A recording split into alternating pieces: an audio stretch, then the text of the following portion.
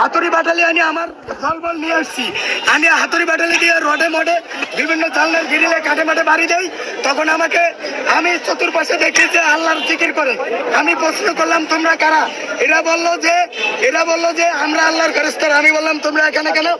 তখন ফেরেশতারা আমার কলবে উত্তর দেয়, বলে যে এখানে তোমরা দিনকে বাংলাদেশের মানুষকে মুক্তি দিতে আসছো, আল্লাহ খুশি, আল্লাহ আমাদেরকে পাঠাইছে। তোমরা যে বাড়ি দিচ্ছ প্রত্যেকটা বাড়িতে 10টা করে নাকি তোমাদের আমলনামায় দেওয়া হবে। এই যে গাঁজাখুরি একটা বক্তব্য যে প্রতিটি বাড়িতে 10টি করে নেকি পাচ্ছে এই মুসল্লি, এই গাঁজাখুরি গল্প খুব অচিরেই দুঃস্বপ্নে পরিণত হবে।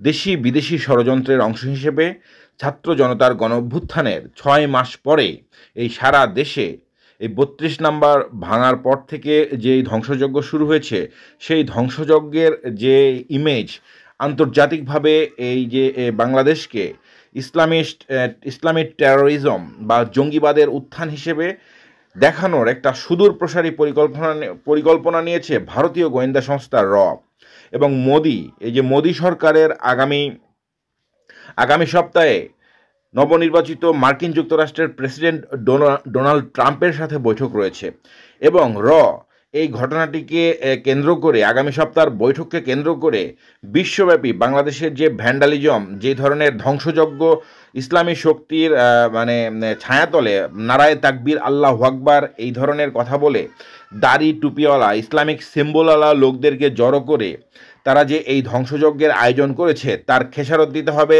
এই বাংলাদেশকেই। মোদির বৈঠক রয়েছে আগামী সপ্তাহে ডোনাল্ড ট্রাম্পের সাথে এবং বাংলাদেশের বিষয়ে সে সুনির্দিষ্টভাবে বলবে যে বাংলাদেশে ইসলামী চরমপন্থার উত্থান হয়েছে এই যে গত 6 মাসে শেখ হাসিনার পতনের পরে, এবং এই ইসলামী চরমপন্থার উত্থান আমাদের ভারতের অখণ্ডতার জন্য চরম হুমকি। তাদের যে 7 সিস্টার্স রয়েছে এই বিষয়ে কিন্তু রয়ের কাজ রয়েছে এবং তারা বিশ্ব মোড়লের কাছে অর্থাৎ মার্কিন যুক্তরাষ্ট্রের প্রেসিডেন্টের কাছে বলবে যে আমাদের ভারতের অখণ্ডতার জন্য বাংলাদেশের ইসলামী চরমপন্থার যে উত্থান হয়েছে তা হাতে কলমে এবং প্রমাণস্বরূপ সারা দেশের যে ধ্বংসযজ্ঞ চলেছে এই যে 32 নম্বরের পর থেকে সব কিছুই তুলে ধরবে এবং বাংলাদেশের বিষয়ে পদক্ষেপ নিতে মার্কিন যুক্তরাষ্ট্রের সহযোগিতা চাবে এবং এবং মার্কিন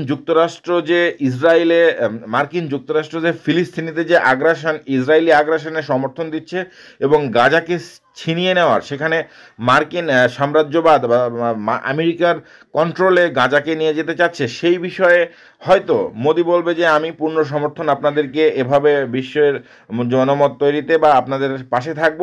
আমাদের বাংলাদেশের অখণ্ডতা বা বাংলাদেশের যে ইসলামী চরমপন্থার উত্থান সেটি ঠেকাতে আমাদেরকে সহযোগিতা করতে হবে। এই শেখ হাসিনার পতনের পর থেকে বাংলাদেশে ইসলামী চরমপন্থার উত্থান হয়েছে, এটি হচ্ছে রয়ের কাজ এবং রয়ের এজেন্ট হিসেবে পিনাকি ভট্টাচার্য এবং ইলিয়াস হোসেন তারা কিন্তু দেশে থাকে না। বাংলাদেশ যদি নাও থাকে তাদের কোনো যায় আসে না, এই পর্যায়ে কিন্তু তারা চলে গিয়েছে। তাদের যে ফ্যাসিনেশন বা তাদের